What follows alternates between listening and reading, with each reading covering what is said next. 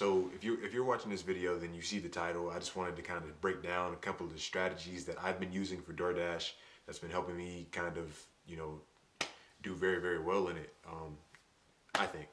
And I just feel like it could bring a lot of people value, and it's something that I wish I would have knew starting out. And the more information that's out there, the better, right? You watched my first video about updating the DoorDash, then you know that I've been kind of on pace for making like 1,000 a week. There was one week that I didn't. Just to kind of share like the economics of what I'm doing, just to be, fully transparent. But this past week, I actually broke the $1,000 mark. And I actually made $1,120. This was the first time that I did it. Granted, I put in more hours that week than I usually do, I think. Let me just make sure, because maybe I didn't. Yeah, I put about an hour more than I usually do. At least what I did for the first time I made the 1,000. But I also did a different strategy, which really, really worked for me. And I just want to share that strategy with you guys. So the strategy that I experimented with this week was, instead of going like the far, far distances, because sometimes you'll get dashes for like $15 to go 10 miles, which is really, really good. The only thing about those that I found is that after you go there, you still have to drive 10 miles back, which is, 10, 15 minutes, right? So what I've been playing with this week, just kind of like play with it since I'm going to be doing it for a little while. I said, let me take like those medium gains, like those $5, $6, $7, $8, which is still really, really good. Even if it's 5. But only going like 5 miles, 5, 6, 6.5 miles. Sometimes I'll go 7. But I'm still staying in between like this strip of where the restaurants are. Because when I went 10 miles to like the city's called Wingate, I would go where there's really no restaurants. And that's kind of why they're ordering so far away, because on the way back there's literally no restaurant. So it's not something that you can't pick up an order on your way back without coming back, the full 10 miles and then getting an order. If that makes sense. Let me try to explain that better. So when I go to 10 miles in Wingate, there's literally no restaurants.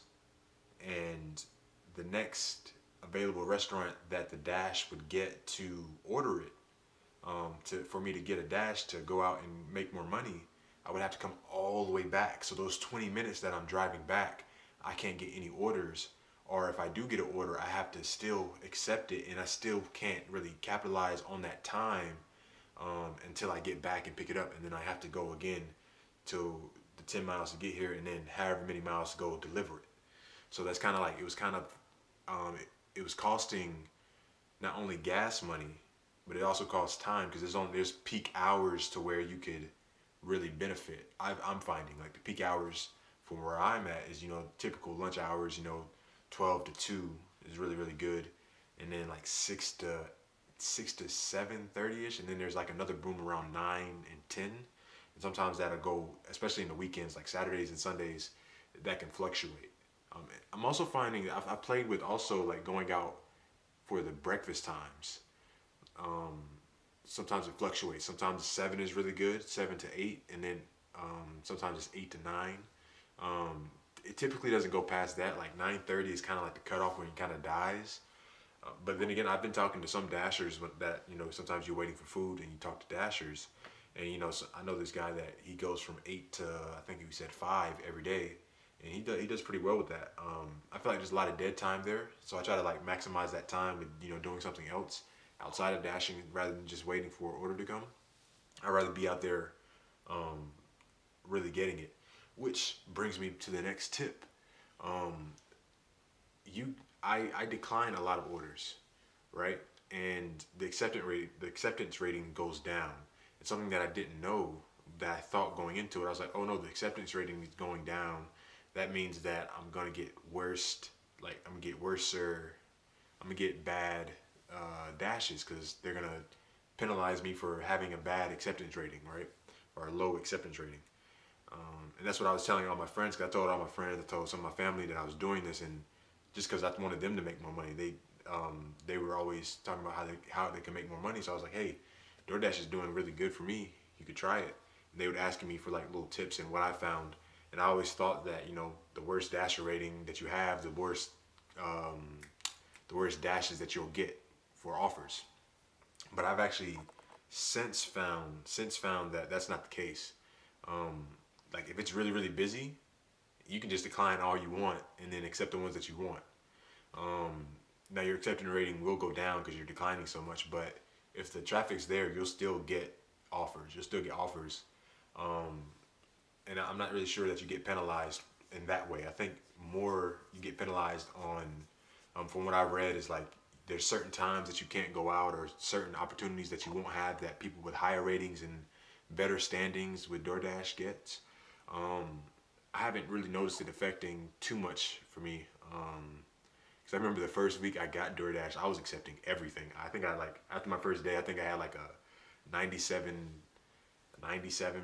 acceptance rating, um, which is insane because I think I did like 100 dashes that week. And I actually think towards the end of the week I had like an 86, which is still really, really good. Because you actually don't even get like medium or whatever the yellow thing is called until you're about like at 70, I think. And I might be wrong with that, I don't know. But that's something I didn't know about. What else can I do to help you guys?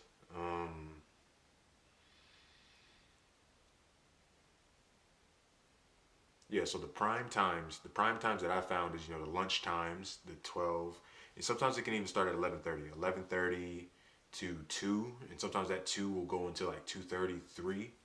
Um, those are really, really good times.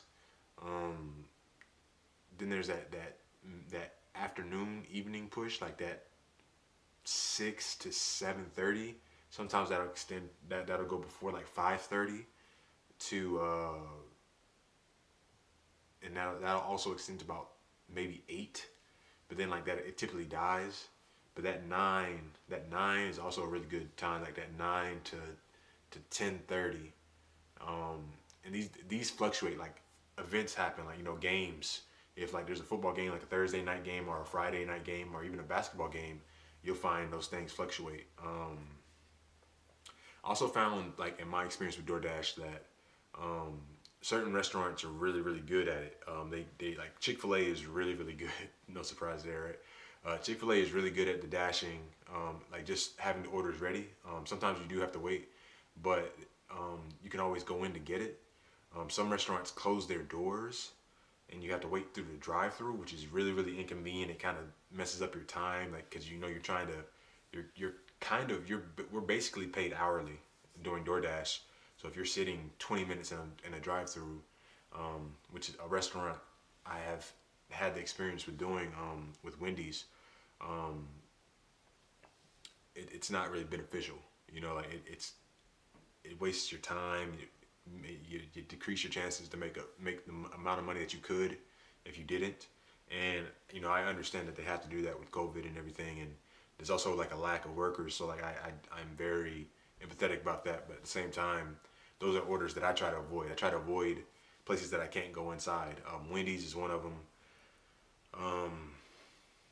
I think that might really be the only one. Like sometimes McDonald's will lock their doors, like after certain times, or if they're really really busy, they'll lock their doors. Burger King, no, Taco Bell will do that sometimes, but Taco Bell has been pretty good for me, like fast food wise. Oh yes. So something else that I found. I remember my first week. I was just like I was trying to get every order I could because I was really pressed for the money because you know I wasn't working for a little bit because of, you know, the containers and everything. So I was like, yo, I don't have any orders, but I'm gonna keep driving in between these hot spots because you're on the app you'll see you have hot spots. I need to keep driving between these hot spots, and if it's not here, then let me go to the next hot spot. Um, you don't really have to do that. At least I found that, like I played with it a little bit, and you don't really have to do that. Maybe there is some benefit with it, but I haven't. It hasn't been something that I've noticed to be super like noticeable, I guess would be the best word to say it. if you can really just post up because you'll save gas, because gas is an expense that you have to take into consideration. It's something that I always take into consideration, which is one of the reasons why I tried the strategy of going less miles,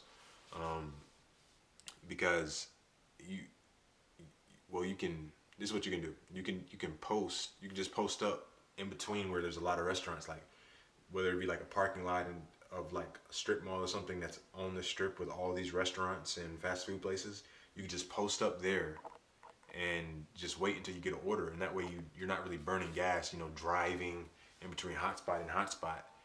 And it works out. It's been working out for me, and I've actually saved a ton of money on gas. Like this Sunday, I actually made $160.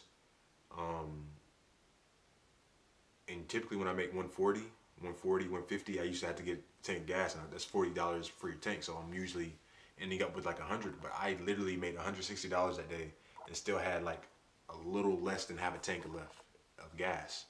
So that day was just, I'd never done that before, and I think I still have to play with it more to figure out why that is and see if that's a strategy that I can capitalize on, like going forward. But it's definitely something I'm gonna play with, and something I just want to let you guys know, to let you know that that's a strategy that's there. I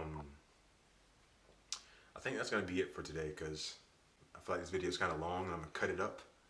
But yeah, I just wanted to share with you guys how it was that I broke my record of more than 1,000, making $1,120, just to kind of give you guys an opportunity. Because I think DoorDash is a really interesting thing, man. Like, it's really like disrupted the whole game of like, because you have the opportunity to kind of work your own hours. You get to work, like I said, work your own hours, work when you want to. You get to kind of be your own boss in a way. Like you manage yourself. You're like, well, I don't really want to go to this place, and you're not tied to go to that place, and you just decline it if you don't want to. And it's been a godsend for, like, I remember like when I first wanted to be an actor, I tried to do the typical thing of becoming like a waiter or something, so I can have the free time and I can kind of just come in when I kind of need to, and need to take off when I need to, which is the most important thing.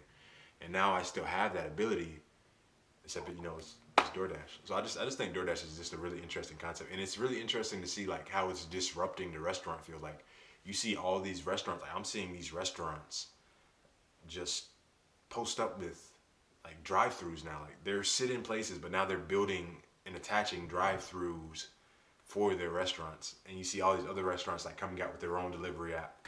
It's just really interesting to just see how like DoorDash has just disrupted all that. But that's not the point of this video. The point of the video I've already done, so I'm gonna end it here. I forgot to say, like, share, and subscribe to this video if you find it helpful. If you have any other questions about DoorDash, leave them in the comments and I'll be happy to answer them. If I have the answer for it, I'll do my best to answer it. And yeah,